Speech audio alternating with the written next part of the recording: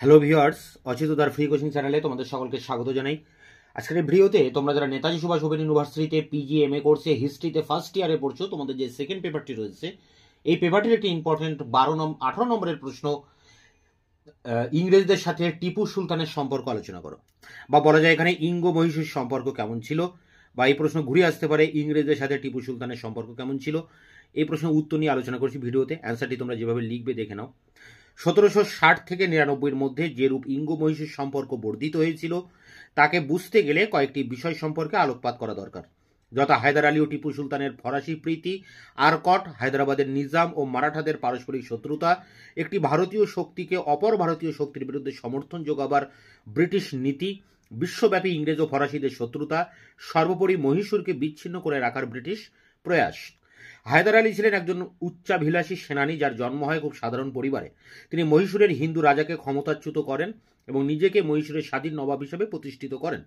দাক্ষিণাত্যে যে রাজনৈতিক অসন্তোষের সৃষ্টি হয়েছিল, যার উৎস ছিল ইঙ্গ ফরাসি প্রতিদ্বন্দ্বিতা এবং মুঘল সাম্রাজ্যের পতন, হায়দারকে তার শক্তি সংহত করার সুযোগ দিয়েছিল। দক্ষিণ ভারতে ইঙ্গ ফরাসি প্রতিদ্বন্দ্বিতা চলাকালে হায়দার ফরাসিদের সঙ্গে মৈত্রী বন্ধন আবদ্ধ হন এবং এইভাবে ইংরেজদের নজরে পড়েন। মহীশূরের সামরিক নৈপুণ্য এবং ফরাসি প্রীতিতে ব্রিটিশরা শঙ্কিত হয়, যার মধ্যে নিহিত ছিল ইঙ্গ মহীশূর দ্বন্দ্বের বীজ। সামরিক শক্তি হিসাবে মহীশূরের চমকপ্রদ উত্থান ইংরেজদের সার্বভৌমত্বের পথে অন্তরায় রূপে গণ্য হয়।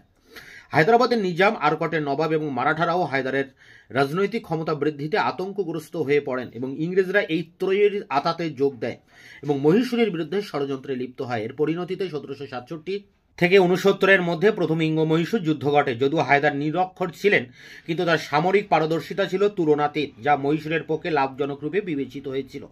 মাদ্রাজের সন্ধি দ্বারা প্রথম ইঙ্গ মহীশূরের যুদ্ধের অবসান হয় এবং এই সন্ধির বেশিরভাগ শর্তই হায়দারের পক্ষে গিয়েছিল। এর ফলে পূর্বাবস্থা ফিরিয়ে আনার প্রয়াস নেওয়া হয় এবং অপরের স্বার্থ বিঘ্নিত না করে।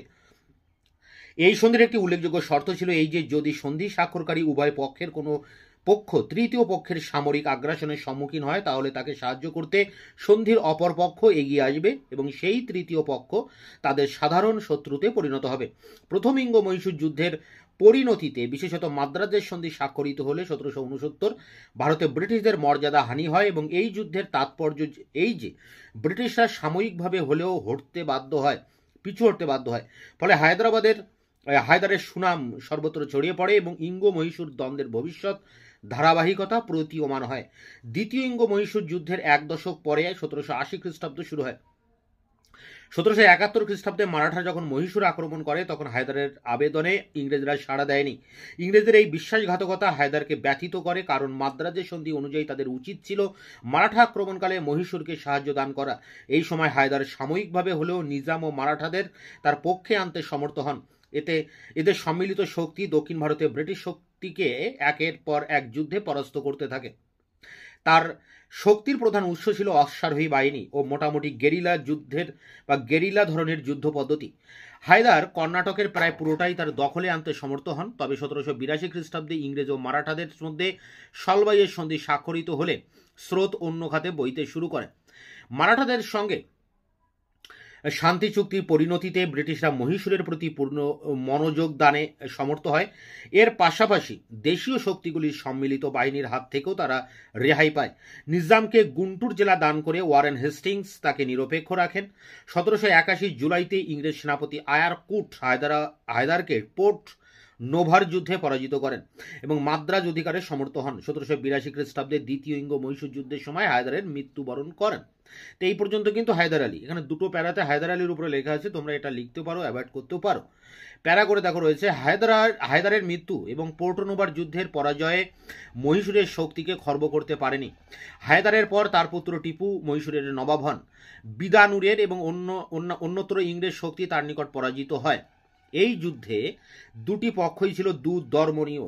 ইতিমধ্যে ইউরোপীয় ইঙ্গ ফরাসি দ্বন্দ্বের অবসান হলে মাদ্রাজে ইংরেজ সরকারও যুদ্ধ স্বরূপ কোনো আর্থিক ক্ষতির সঙ্গে আর নিজেকে জড়াতে চায়নি।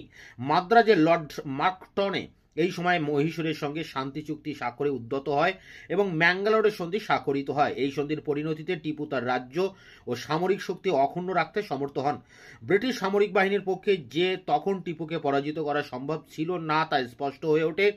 সেদিক থেকে বিচার করলে ম্যাঙ্গালোরের সন্ধি ছিল তার রাজনৈতিক সাফল্যের শীর্ষ বিন্দু।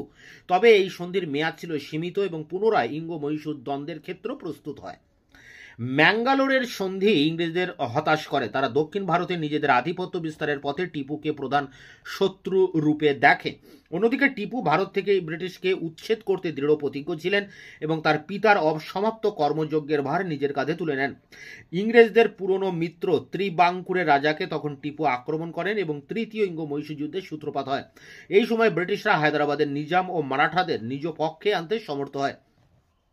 তৃতীয় ইঙ্গ মহীশূর যুদ্ধের মাধ্যমে ভারতীয় শক্তিগুলিকে একে অপরের থেকে বিচ্ছিন্ন করে নিজেদের আধিপত্য স্থাপনে ব্রিটিশ কূটনৈতিক প্রয়াসের সার্থকতা পুনরায় প্রতিফলিত হয়।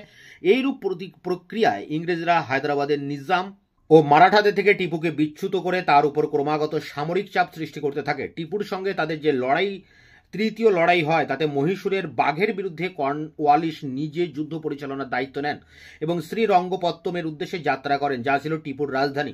টিপু যথার্থই উপলব্ধি করেছিলেন যে ব্রিটিশ, মারাঠা ও নিজামের এই সম্মিলিত আক্রমণ প্রতিরোধ করতে পারবেন না।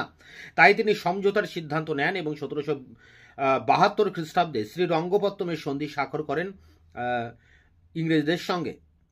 এই সন্ধির শর্তগুলি টিপুর জন্য চরম অবমাননা বহন করে আনে। তিনি তার অর্ধেক রাজ্যাংশ ব্রিটিশদের সমর্পণ করেন, যুদ্ধের ক্ষতিপূরণ বাবদ 3,30,00,000 টাকা প্রদান করেন। এছাড়া তাকে বাধ্য করা হয় তার 2 পুত্রকে ইংরেজদের নিকট জামিন রাখার জন্য। এই সন্ধির পরিণতিতে দক্ষিণ ভারতে মহীশূরীয় আধিপত্য স্থাপনের স্বপ্ন চিরতরে অস্তমিত হয়। 1798 খ্রিস্টাব্দে লর্ড ওয়েলেসলি ভারতে গভর্নর জেনারেল হয়ে আসেন এবং ব্রিটিশদের সম্প্রসারণ নীতি এক নতুন মাত্রা পায়। ঔপনিবেশিক শাসনের প্রতি যেসব শক্তি আনুগত্য প্রদর্শন করেনি তাদের প্রতি তিনি কড়া মনোভাব নেন। মহীশূরও এর থেকে বাদ যায়নি। তবে টিপু এই সময় নিষ্ক্রিয় হয়ে বসেছিলেন না ও শ্রীরঙ্গপত্তমের সন্ধিকে তিনি মন থেকে মেনে নিতে পারেননি। আর টিপুকে বাদ দিয়ে অন্য কোনো ভারতীয় শক্তিও তখন ব্রিটিশ বিরোধিতার পথ বেছে নেয়নি। এমতাবস্থায় টিপু সাহায্যের জন্য বহির্ভারতের দিকে দৃষ্টি নিক্ষেপ করেন এবং বিপ্লবী ফ্রান্সের সঙ্গে তার সমঝোতা হয়। মরিশাসের শাসনকর্তার সঙ্গে তার সুসম্পর্ক ছিল। এছাড়া তিনি তুরস্ক, আফগানিস্তানে দূত প্রেরণ করেন। তবে তার ব্রিটিশ বিরোধী অভিযানের পরিকল্পনা ব্যর্থ হয় শেষ পর্যন্ত। তদুপরি এই সময়ে পৃথিবীব্যাপী ইঙ্গো ব্রিটিশ প্রতিদ্বন্দ্বিতার প্রেক্ষিতে ব্রিটিশরা টিপুর ফরাসি প্রীতি ভালো চোখে দেখেনি। এরূপ পরিস্থিতিতে টিপুকে চূড়ান্তভাবে পরাজিত করা ব্রিটিশদের অন্যতম লক্ষ্য হয়ে দাঁড়ায় এবং তারা ভারতে পুনরায় ফরাসি শক্তির অভ্যুত্থানের পথও রুখে দিতে চেয়েছিল। ফলত 1799 খ্রিস্টাব্দে ব্রিটিশরা শ্রীরঙ্গপত্তম আক্রমণ করে। প্যারাগোরে লর্ড ওয়েলেসলি টিপুকে অধীনতামূলক মিত্রতা নীতি গ্রহণের জন্য আহ্বান জানালে টিপু তা প্রত্যাখ্যান করেন। ফলে যুদ্ধ এড়ানো তার পক্ষে সম্ভব হয়নি। অধীনতামূলক মিত্রতা ভারতীয় রাজাদের আনুগত্যের বিনিময়ে তাদের ব্রিটিশ সামরিক নিরাপত্তা দানের কথা বলা হয়েছিল। টিপু অন্য ধাতুতে গড়া ছিলেন। তিনি পরাধীনতা অপেক্ষা সৈনিকের ন্যায় যুদ্ধ করে মৃত্যুবরণকেই শ্রেয় বলে মনে করেছিলেন। শ্রীরঙ্গপত্তমের যুদ্ধ সংক্ষিপ্ত হলেও তার ব্যাপকতাকে অস্বীকার করা যায় না। ফরাসি সামরিক সাহায্য লাভের পূর্বে টিপুকে শ্রীরঙ্গপত্তম হারাতে হয় এবং মহীশূরের ব্যাঘ্রচিত্ত বীর নায়ক টিপু 1799 খ্রিস্টাব্দে অসম সাহসিকতার সঙ্গে লড়াই করে মৃত্যুবরণ করেন। শেষ প্যারা, টিপুর রাজ্যের প্রায় অর্ধাংশ ব্রিটিশ ও হায়দ্রাবাদের নিজাম নিজেদের মধ্যে ভাগ করে নেয় এবং হায়দার যে হিন্দু রাজাকে ক্ষমতাচ্যুত করেছিলেন তার বংশধর মহীশূর রাজ্যের খুব সামান্য অংশ নিজের শাসন কায়েম করে, যার সঙ্গে ইংরেজদের মিত্রতা নীতি স্বাক্ষরিত হয়। মহীশূরের পতন ফরাসিদের মস্তকোত্তোলনের সম্ভাবনা চিরতরে বিনষ্ট করে ও ব্রিটিশরা ভারতে অপ্রতিদ্বন্দ্বী হয়ে ওঠে, যাদের চ্যালেঞ্জ জানানোর ক্ষমতা দেশি বিদেশি কোনো শক্তিরই তখন ছিল না। এই ছিল ইঙ্গো মহীশূর সম্পর্ক বা ইংরেজদের সাথে টিপু সুলতানের সম্পর্ক কী ছিল তার উপরে কোশ্চেন অ্যান্সার। এটি সংগ্রহ করে পরীক্ষার প্রস্তুতি নাও। দেখা হচ্ছে অন্য কোনো ভিডিও ক্লাসে। ততক্ষণে চ্যানেলকে সাবস্ক্রাইব করে রাখবে এবং ভিডিওটি ভালো লাগলে অবশ্যই একটা লাইক দেবে।